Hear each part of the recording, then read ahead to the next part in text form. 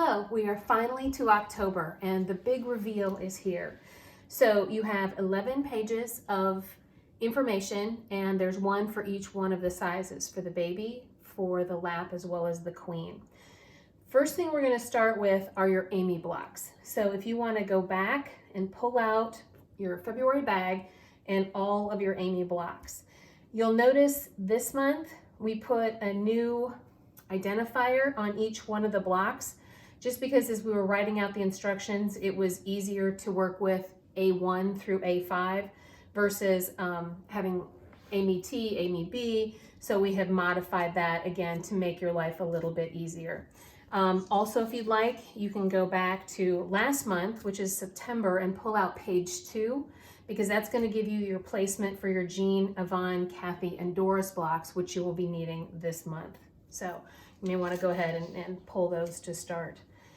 Now, before we get started into how to assemble this, there's a couple of questions that have come up, so I thought I would take an opportunity to just do a little bit of, share some information with you. So I had someone ask, when you're going to tear out a diagonal seam, how do you do it without stretching the actual block itself? So what I will do is I will flip it over, and every fourth thread, I will pop that and just catch the thread, not catch the fabric, and pop that. Once I've gone and popped every fourth one, you're going to notice that they stand up. I will flip it open and I will catch the bottom thread and I will pull all of that out. Now I have all of these teeny tiny little threads and I don't want to have to pick those out. So what I will do is I will just take my eraser and my eraser will pull those out for me so that I don't have to pick them all out. And I just use a white eraser, and I may have to pick one or two, but all the rest of them will pull out really nicely and save me some time in the process. And by doing it this way, I'm not stretching the fabric, I'm not pulling on the fabric, I'm literally just brushing it so that all of those threads come off. So for the 3 or 4 of you that asked about how do you pull a thread, if you want to unsew a diagonal, that's how you do it. So hopefully that is helpful. Now, other question that came up last month is, what happens when you trimmed all of your blocks and some of them didn't measure 10 1/4? So this top block is a 10 1/4 inch block, and I cut a 10 1/2 inch square just for demonstration purposes. What you can do is you can try and ease it in if you're so inclined. Easiest way to do that is start at both of your corners, pin both of them, and then you're going to pin your intersection. So here you can see I've got a lot of play on the bottom. And 1/4 of an inch is a lot to take up in a 10 1/4 inch span. You can do it. Easiest way to do it is pull on both ends, pull the bottom fabric up so it's flush, and then pin. Do the same thing. Start here, pull, lay that over, pin. One more time, pull, bring it up so it's flush, pin, and then one more time, pull and pin. So I got it all eased in, but you can see I've got some give in here. So the next best thing to do is, because this was my bigger block, so this was my 10 1/2, make sure that that is on the bottom side as it goes through your sewing machine. Because what'll happen is, as it's fed through the sewing machine, it will actually take up some of that distance just because of the feed dogs and their ability to pull that fabric. So 10 1/4 is pretty much the max that I would ease into something. If you would prefer not to, your other option would be to cut this block down. Now, if the block you need to cut down is one of these blocks, most likely, I would recommend, and I'm just gonna pretend that this is a 10¼ inch, so I'm gonna trim this down. Let's pretend I'm gonna trim this down to 10 inches. So what I would recommend doing is cutting where there are no points. So that would be on all of these two sides. I would never cut on sides where I have a point because I'm going to lose my points that way. But your other option is to trim your blocks down, and you're going to lose a little bit off of each one of these pop of color, which I think once you see the pattern, you may not be as concerned about. So those are the two options that you have in order to compensate for your blocks if they're not 10¼ inch. Now, let's get into the actual piecing of your blocks. So as you're starting to lay some things out, you, I'm sure, immediately are going to go to, what does the block look like? So let's start with baby. So this is what your baby is going to look like, okay? May look a little interesting as far as the piecing is concerned and how it actually all goes together. So because quilts are so big, we're going to use just the small paper versions of them. So you'll notice that I went through and I labeled each one of my blocks so that I know exactly where that block is going to be placed.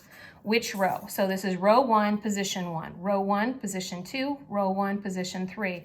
If I had a queen, I would go all the way across and label those.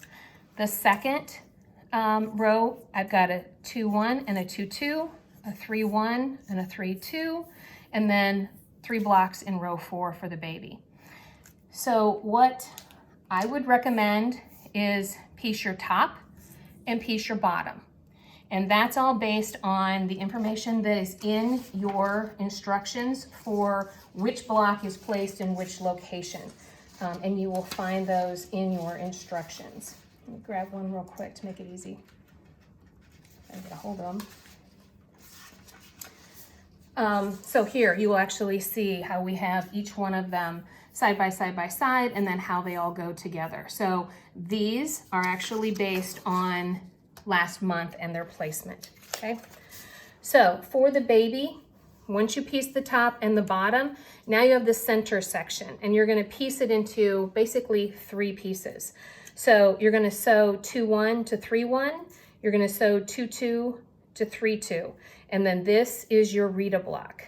I would sew these together, and then I would sew this together as a unit, and then you're able to put the top and bottom row so you have your pieces good to go.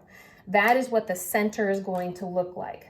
Now, when you get ready to do your inner border, easiest way to do it, and it's very similar to what we talked about when we did the placemat earlier this year.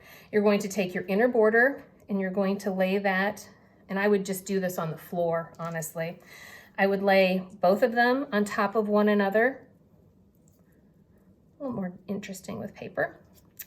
And then I would literally cut them so that they are the same exact distance as the length of the quilt. So top to bottom, these match perfectly, okay? And then these are going to slide in here and here. There you go. So they fit perfectly. Now, before you attach those, we now need to do the top and bottom inner border as well. And I typically will line those up with a seam to make sure that I have them perfectly aligned with the blocks themselves. Once again, I would just go and I would clip that. Let's see if I can do this backwards. And then I would clip this side.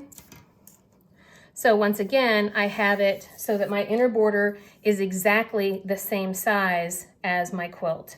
And there's a reason for that. So once you have those done, they will be exactly this size, okay? Now, I know a lot of people get very concerned and do not like to do pieced borders, but this is the easiest piece border that you can do. So once you have your inner borders cut, your next plan is to attach them to your Amy blocks, okay? So Your Amy blocks you sewed together in the first step. Here we have the inner border sewed to Amy. We do it on the opposite side. Inner border sewed to Amy.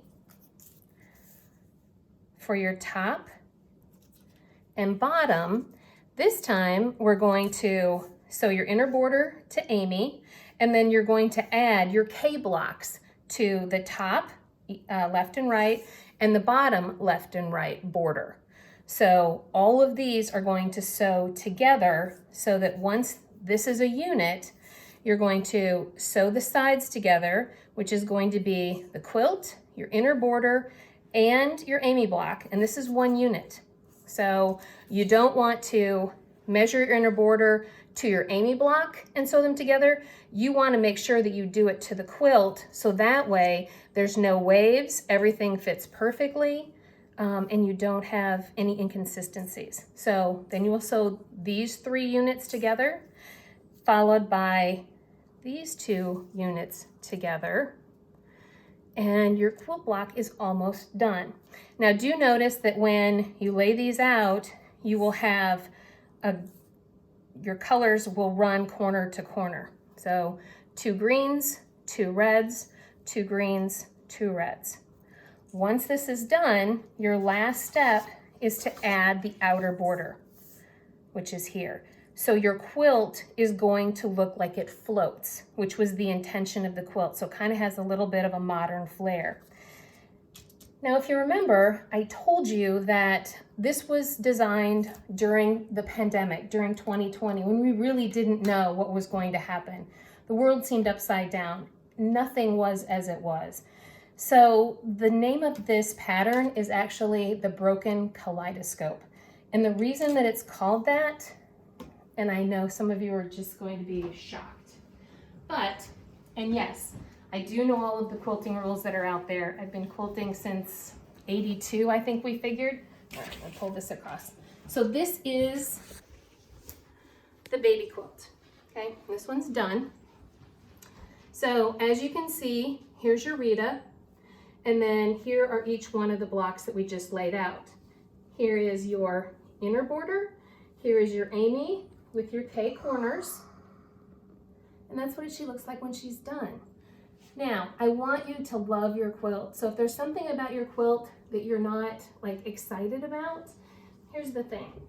So for the baby as well as for the lap, you actually have 2 additional blocks, just because that's how the math worked out. So if you wanted to change your quilt up and maybe not include Rita as your center, you have 2 blocks that are the correct size that if you sew those together and reconfigure them, you could use those instead. So if you wanted it to have more of a modern kind of building block kind of look to it, go ahead by all means and do that. Now, here's where things are going to get a little complicated. So as you look at this quilt, my guess is you see a really nice flow that happens. When you piece this quilt, all of your 10¼ inch blocks in the corners are all going to match. However, anything that happens between that 10¼ inch spot, they are not going to match. On intention, again, designed during a pandemic, it just seemed appropriate because everything was kind of a half bubble off where everything should be. So you will notice that there is a little bit of give to all of these blocks. Now, if you're a beginner, this is great. This hides a multitude of sins, and for all of you that have a stable full of horses that you ride by your quilts in order to see them in their best light, you can let all of those horses take a rest, because this quilt, when it all lays together, your eyes are going to trick the people into believing that all of these things touch. I'll post pictures on Facebook so you can actually see what they look like.